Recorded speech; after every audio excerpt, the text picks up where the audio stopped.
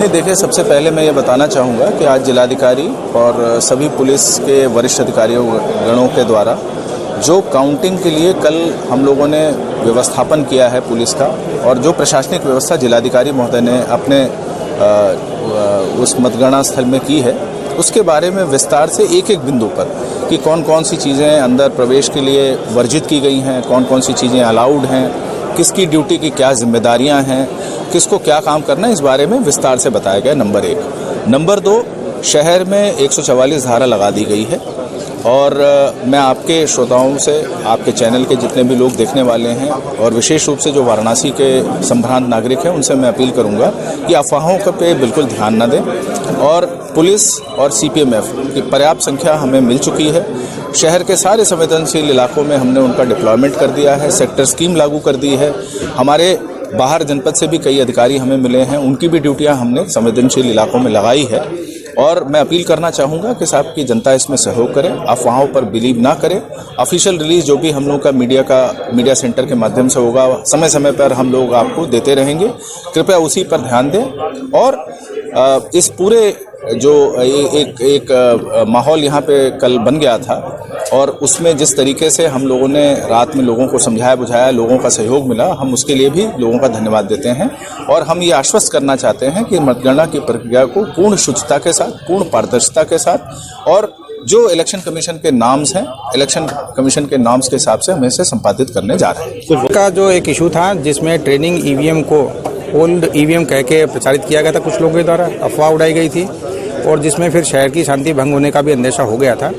उस सारे के सारे अंतर्गत तो कार्रवाई हो ही रही है, परंतु इसमें जिस अधिकारी का सबऑर्डिनेट का रोल था कि बिना मूवमेंट प्लान और बिना डिस्ट्रिक्ट मजिस्ट्रेट को बताए और बिना इलेक्शन ऑफिस को बताए और बिना लीगली मूवमेंट प्लान जारी कराए ईवीएम्स को ट्रांसपोर्ट कराया गया, उनकी कार्रवाई भी इलेक्शन कमीशन के द्वारा की गई है। आज जब कर्मचारियों की ट्रेनिंग थी तो आज सुबह वो ईवीएम मूवमेंट प्लान के द्वारा निकाली जानी चाहिए थी। ये गलती जिस भी अधिकारी से हुई है, वो ईवीएम प्रभारी जिसकी भी रिपोर्ट ऑब्जर्वर्स के या अन्य माध्यम से भेजी गई, उस पर इलेक्शन कमीशन ने आज कार्रवाई की है।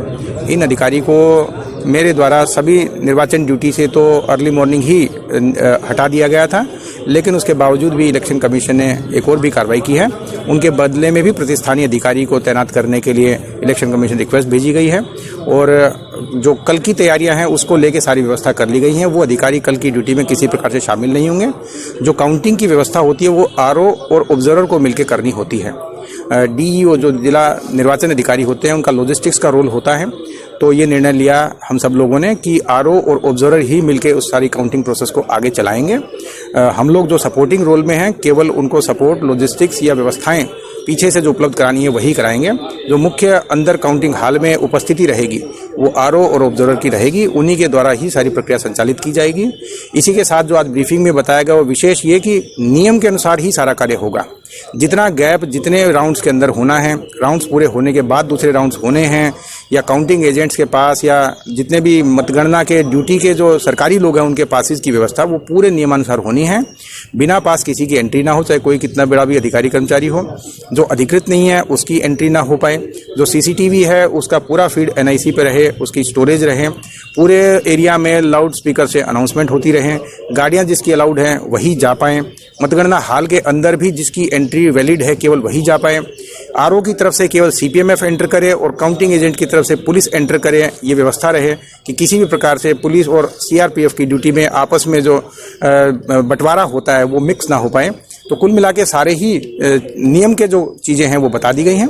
प्रत्याशियों को कल जो पोस्टल बैलेट का मूवमेंट सुबह 6 बजे ट्रेजरी से लेकर मंडी समिति तक होगा, उसकी भी लिखित इन्फॉर्मेशन प्रोवाइड करवा दी गई है, क्योंकि जितने भी कर्मचारियों ने पोस्टल बैलेट से मतदान डाला था वो ट्रेजरी में सुरक्षित हैं। सुबह 6 बजे वहां से ट्रांसपोर्ट करके मंडी लाए जाएंगे और जितने वीवीपैट या अन्य मशीनें ज़्यादा यूज़ हुई हैं उन सब की सूची भी आज 5 बजे प्रत्येक आरओ ने अपने अपने प्रत्याशियों की मीटिंग में उपलब्ध करा दी है।